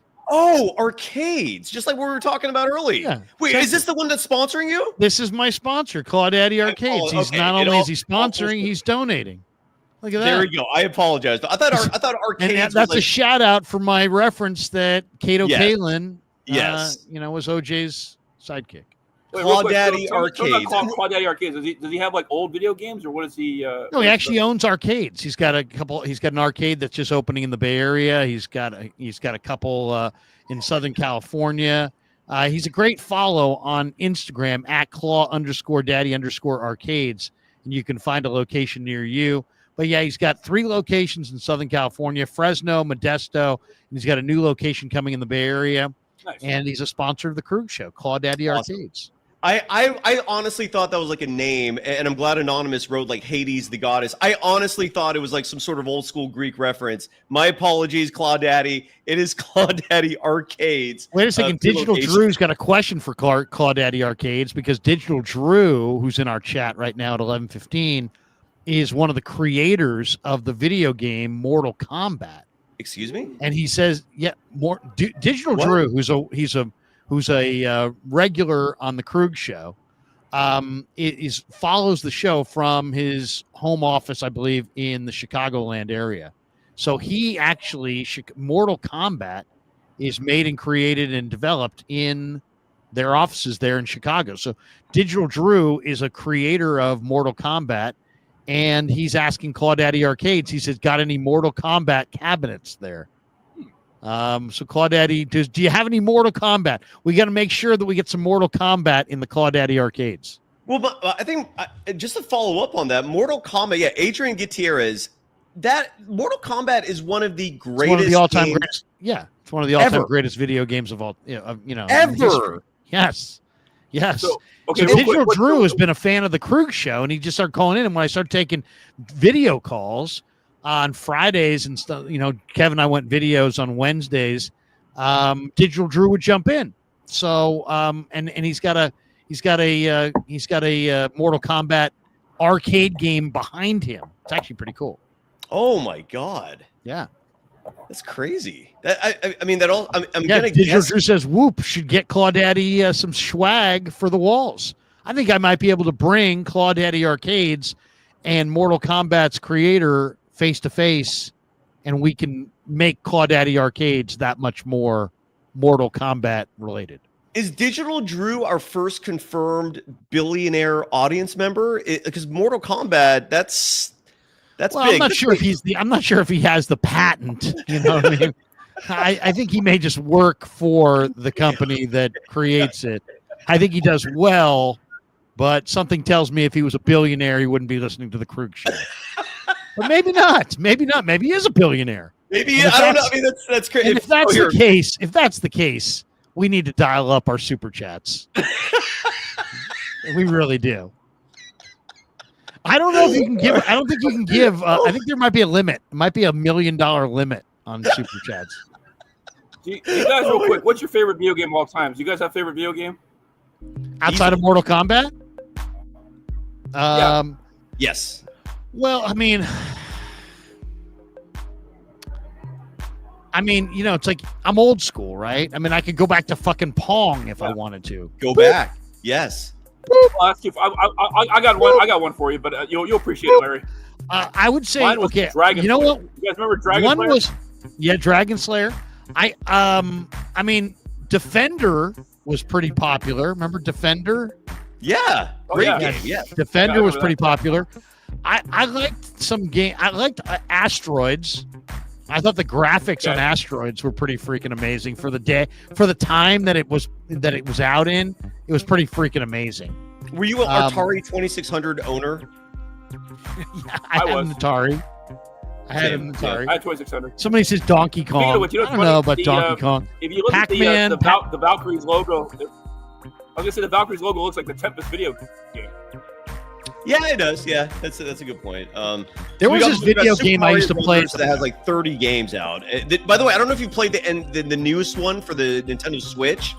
So good. Like the Nintendo Switch has made some incredible games. There's another game on the Switch, the Zelda games, and I think they made 2 of them now. I haven't played the second one. That first one, I think I spent a year of my life, just 3 to 4 hours a day, just playing Zelda. The newest one is that good. Ryan, Larry, have you guys played GTA, Grand Theft Auto? Oh yeah. Okay, that's not the best though. Well, I I've mean, played I'm not in gonna. various forms. Yeah, I would. I mean, that's not my favorite. Leisure but Suit Larry. okay. That's a fun game. Leisure I'm- Suit and- Larry was epic back in the day. I don't know if anybody young understands that reference, but I used to love Madden, and sometimes during like the Christmas holiday break when I'm just I've got a bunch of free time or whatever, and I'm watching bowl games and drinking Jägermeister shots. I'll tell Kev or one of my other kids. I'm like, all right, let's go Madden. But then they get pissed at me.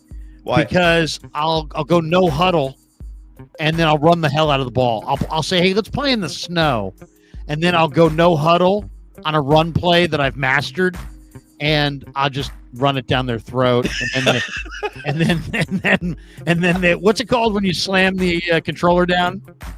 What's it called?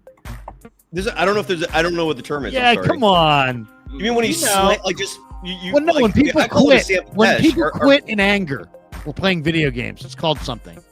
I don't know Ryan, do you know?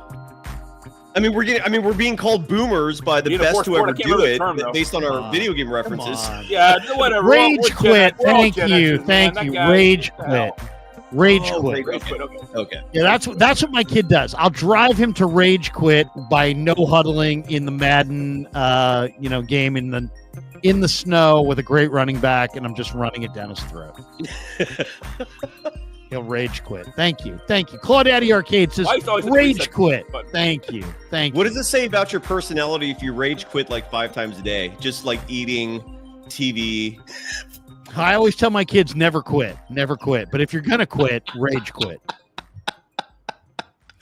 I've rage quit on the Warriors. I think I've rage you quit ever on all- rage I've rage quit on quit driving. Have you ever rage quit on a live stream? Good question. I don't think almost I've did it done- with Damon Bruce one time, but I was just like, I almost did. Wow. I almost did. Dude, stop, man. Wow. Look at Rye. Rye's like, I've entered a totally different realm. I need a drink. Rye's like, get me a drink. Come on, dude. What? At I least am do you having a remember drink, what the actually. topic was that you almost rage quit? No, I don't. I know. And believe me, it was more than one. There's been more than one.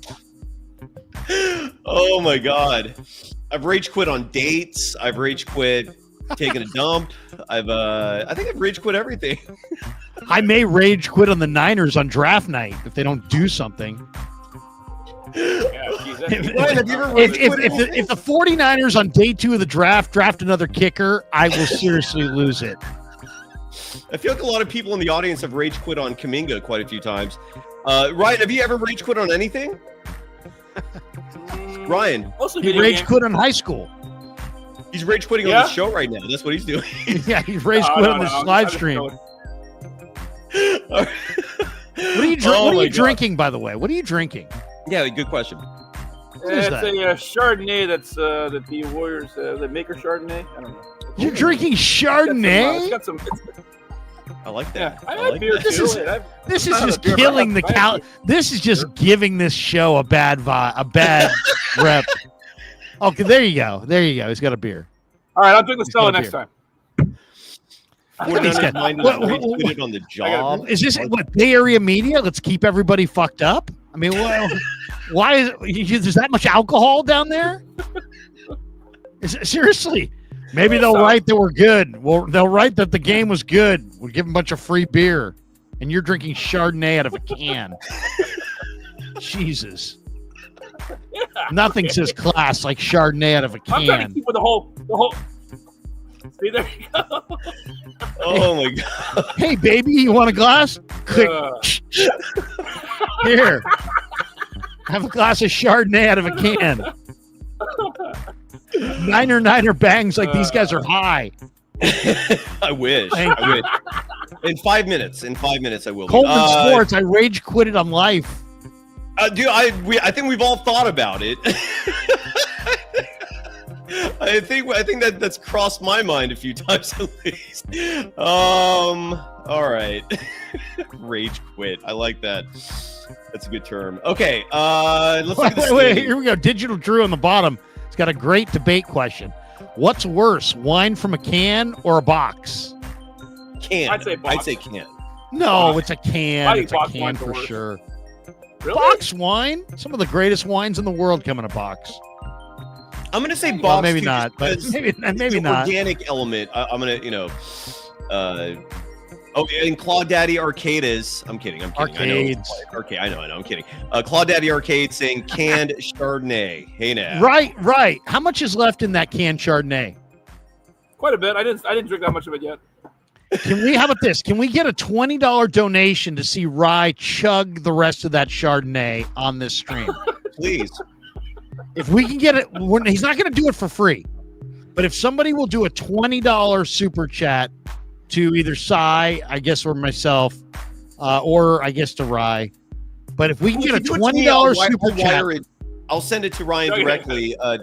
$20 super chat, or if people want to contribute to $20, we'll do a running thing. If we can get $20 worth of super chats, Rye will slam his can of Chardonnay.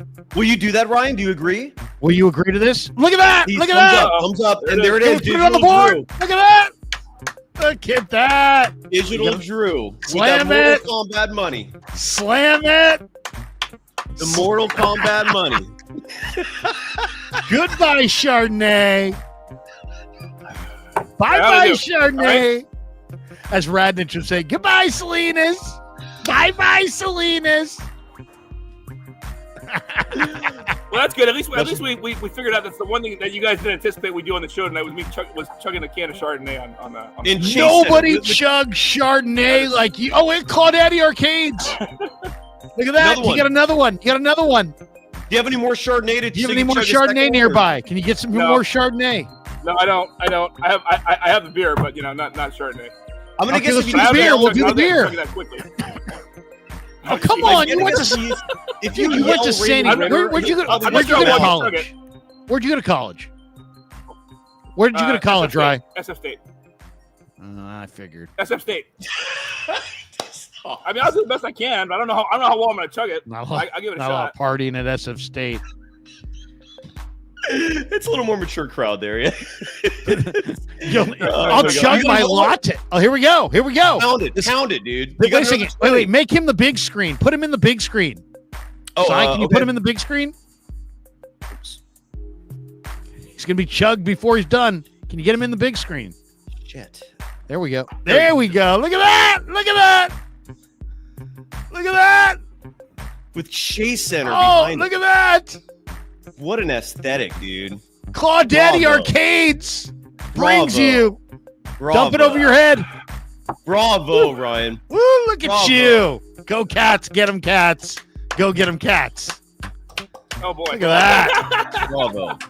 Look at that. Okay. Bravo. That is sweet. Right. Legend, brother. Look at that. Oh, boy. Okay. All right. You guys got to check out my show I'm doing on Friday nights with Johnny Lund. Why? We're doing an in-game Giants baseball like live cast. I've got a little wraparound that has the scoreboard and the whole deal that shows the innings. Yeah. So we're gonna do kind of a watch party, but we're gonna do beer shots for home runs, 7th inning stretch. We're gonna have some fun with every Friday. You guys are gonna do this? We're gonna do it every Friday. Yeah. So the show is gonna happen during the game. It's gonna be like during the game. Giants play at 4. We're on at 4. I mean, we're gonna start on opening day, which is technically a Thursday. Then there's no Friday game. For whatever reason, that's kind of a weird schedule. But there's no Friday game in Cincinnati, so we're gonna go opening day, and then every Friday night we're gonna go on when the Giants game goes on, and we'll talk a little Giants, but we'll talk other things as well. And we're going to do like kind of a beer chug type thing.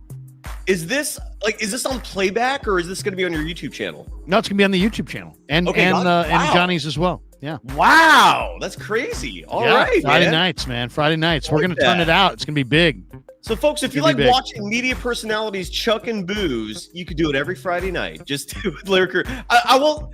Shots of beer, though, Larry. I mean, you can't. What Not is shots. I'm talking about glasses of beer. I'm Okay. just, I don't want to yak or anything, but I mean, I'm gonna go, a glass of beer, and for every home run, we're gonna chug. We're also gonna chug when we get to certain numbers of supers. Like there's a new thing in the thing where you can put a target. Like if It's a nice you want, gimmick. I like if you it. want Cy to chug a beer, you can do it after 100 super chat. So we're going to do that. We'll play around with it on Friday nights. It'll be a kind of little Manning cast-ish. We're going to invite some Yeah. other people on and have guests and that kind of thing. It'll be fun. Good stuff. It's a good format. I respect it. Let's check out the standings really fast before we go, because the Warriors won tonight, and every one of these games does matter. So the Warriors, really quickly, I'll Look at just Digital provide an Drew with update. a shout out to Rye there. Yeah, big time. Ryan, you were appreciate that. champion Thank you. tonight, brother. Yeah. Adrian Gutierrez is right. Jimmy Butler was not the player of the game tonight. No. It was Ryan Leong.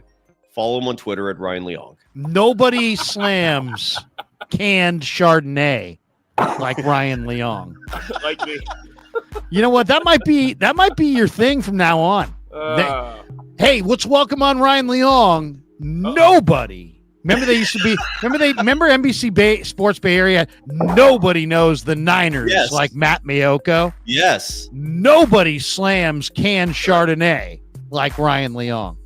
Like Ryan Leong. Seriously, Sure. hey, this thing's got some legs to it. I'm telling you, when you're like Mr. Yeah, sure. Beast making millions, don't forget us little people over here. It's catchy. It is catchy, too. Agreed. Nobody drinks canned Chardonnay like Ryan Leong. Well, so the standings real fast, and then we're out of here. The Houston Rockets and the Denver Nuggets are both 4 games ahead of the Golden State Warriors for the 2 seed. The Lakers and the Grizzlies 3 games ahead of the Warriors for the 4 seed, and the Warriors are a half game ahead of Minnesota, 1 game ahead of the Clippers. And I think that's all the relevancy there. I don't think the Kings have a shot of catching up to the Warriors, so that's where we're at. Larry, your prediction, final question for the night, and I'm asking both of you this. Larry, I'll start with you first. What seed will the Warriors end up in when the season's over? I'm going to say the 6th seed. So they're going to stay where they are. All right. Yeah, I don't think they're going to jump Memphis. I think they'll wind up in the 6th seed. By the way, Digital Drew saying that his wife's going to yell at him for the mysterious $20 financial transaction. Exactly. Oh, I don't pity you married folks. No, once again, Digital Drew, you just look her in the eye, and with total seriousness, you say to her, nobody drinks canned Chardonnay like Ryan Leong. And just, that's it. That's all you need to say. Just drop that line on her and see her reaction. That would be awesome. Ryan, your prediction for the Warriors seeding. He's wasted. Are you wasted already or done? We mentioned this yesterday when you had me on, and I went, no, I'm fine. No, I'm good. No, I think they're going to stay at 6th. I mean, All right. They might get lucky to get to 5th, but that's really unlikely. I see them. I think as long as the Warriors don't have to go to the play-in tournament, they're fine being at 6. I just hope the first round matchup is not Denver. That's all I ask, man. Do not give the Warriors Denver in the first round. Anything else? Are we done, Larry? Any anything? Unless Ryan's got more Chardonnay, and we're going to call it a night. You have more Chardonnay, Ryan? No, he doesn't have more Chardonnay. Oh, that's a shame. Yeah, that was entertaining, Ryan. I didn't. No, I don't actually. I just drank what I had, so yeah, which is probably good. I didn't. Thank you. You're good. Hey, I'll say this. Go ahead. If he started busting out like multiple cans of Chardonnay, the people there would be like, "Hey, stop hoarding the Chardonnay." You know what I mean? And the last thing you want is to get that reputation as the guy who hoards the Chardonnay. Coop in the chat. This has been a word. This is a word that's prevalent lately. Aura. A-U-R-A. And Coop is saying, Ryan, you've got it, brother. You've got the aura. So congratulations. YouTube user on the bottom says, New sponsor, canned Chardonnay. Oh, I like that. I like that. Email Warriors24pod if you want to sponsor us and you make canned Chardonnay. Or Larry Kruger. I don't know how people can contact you, Larry. I'm guessing Twitter at Sports Larry K. Right? Is that the best way? Yeah, that is the best way. Okay. By the way, have you guys ever gone to a restaurant and brought your own bottle of wine? I have done that, yes. Really? You pay a corkage fee. Yeah, I used to be a wine snob once upon a time. Excuse me, what is your corkage fee? Well, you have to do. You forgot the pinky. You have to do the pinky. Excuse me, sir. What is your corkage fee? It's usually like $25 or something. Well, why do you ask? That's a random question to bring up. Why? Well, no, I was just thinking wine, and I've never brought a canned wine. I mean, if that's what you're asking, that's what I was thinking. That's what I was thinking. It would be awesome move. if you brought, because it's kind of a highfalutin thing to do, right? Yes. If you're like, excuse me, sir, what is your corkage fee? That would be hilarious if Rye walked into like a fine restaurant, asked him what their corkage fee was, and then busted out the canned Chardonnay.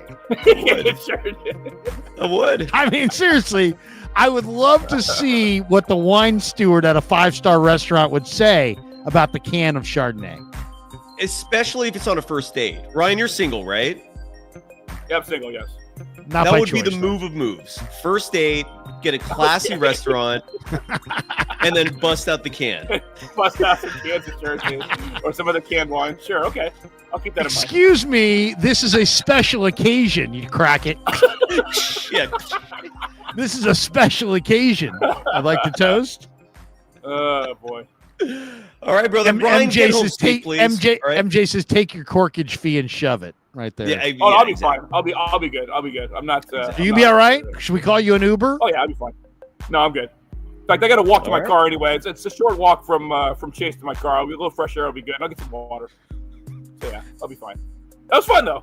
I did not anticipate chugging a Chardonnay and a beer on. When was the last time When was the last time you were asked to chug anything? It's been a long time. It's been a while, huh? It's been a while. Yeah. All right. Yeah, it's been a while. It's all good. I'm glad I can come. I showed up for the challenge. Larry, you rose to the occasion. I rose to the occasion, right? Yes. That's right. Larry, it's been a long time since you've been asked to chug a beer or anything, right? I mean, no, I did it. I did it on Super Bowl Sunday. We chugged after. We did it on Super Bowl Sunday. We just had super chats, and we said, hey, if you get to 100 super chats, Larry's going to chug his entire beer. And we got to it, and I did. By the way, Digital Drew says, dude, I would pay incredible money to see the sommelier's face. I just said sommelier while I'm eating ramen.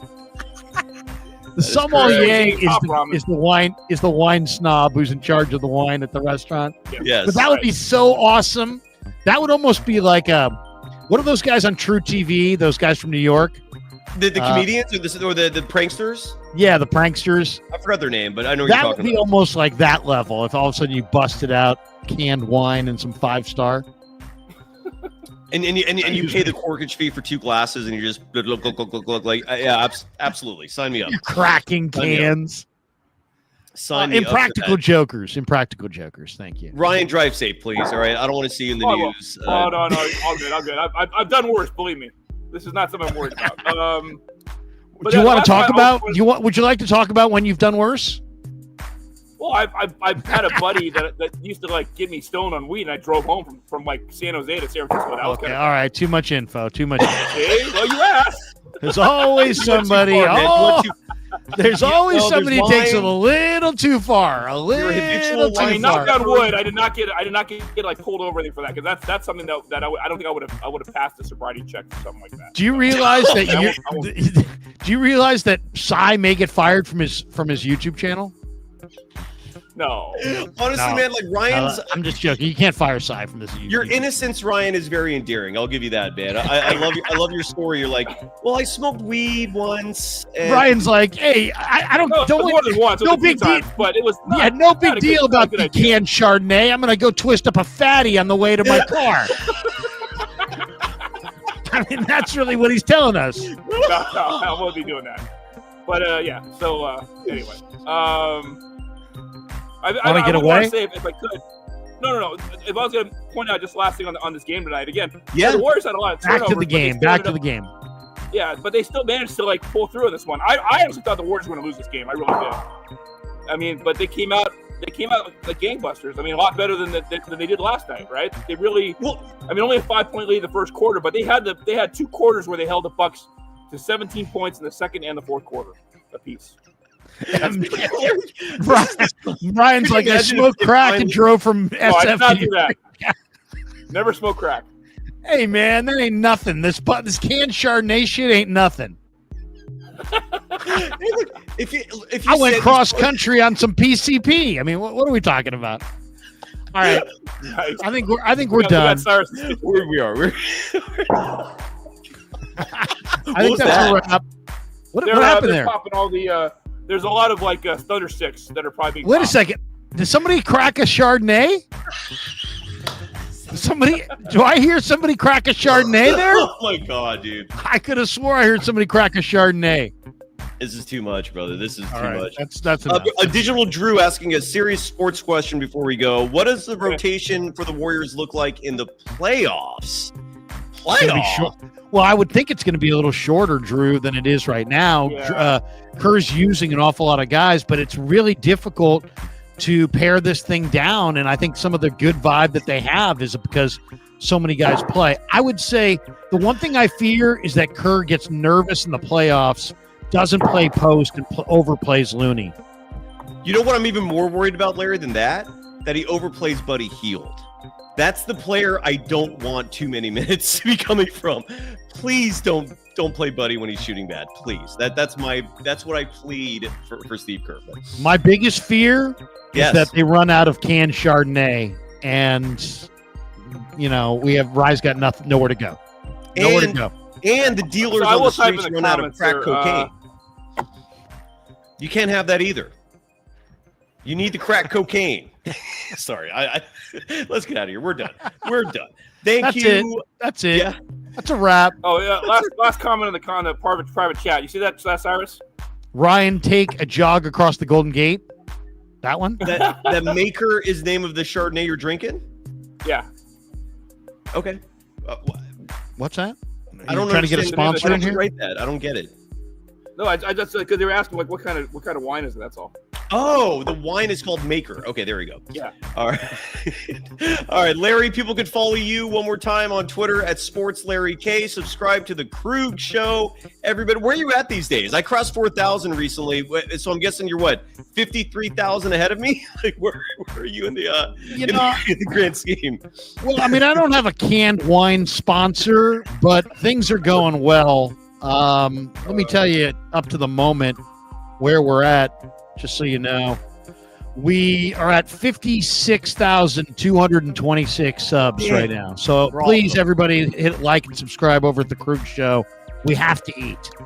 Bravo, dude. That is huge. And Ryan, you've got a program as well, Bay Area Sports Rap. Is that all you got to do? Just type that in YouTube and people can find it? Yes. Yeah. I think the URL. I think it's BA Sports Rap is what you type up to find it as far as like the on the YouTube channel. Yeah. So BA Sports Rap, or just type in Bay Area Sports Rap. Yeah, it's got a BA logo. And Larry, before we go, what's your take on a podcast? But I also try to post video of all the post games. Is it problematic? Is it problematic when you have BA in your title that you get maybe people searching for other things that somehow find you? No. I've noticed. No, not really. Just totally over his head there. All right, Rye, good stuff, bro. Good to see you, man. This is good. Thank you, everyone. Everybody follow Rye. Sure. Yes. Everybody follow cats, get them cats. Once again, Rye. Once again, nobody drinks canned Chardonnay like Ryan Leong. Ryan.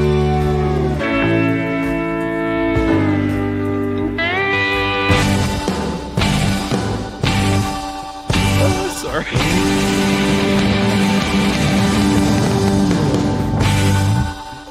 Bye-bye.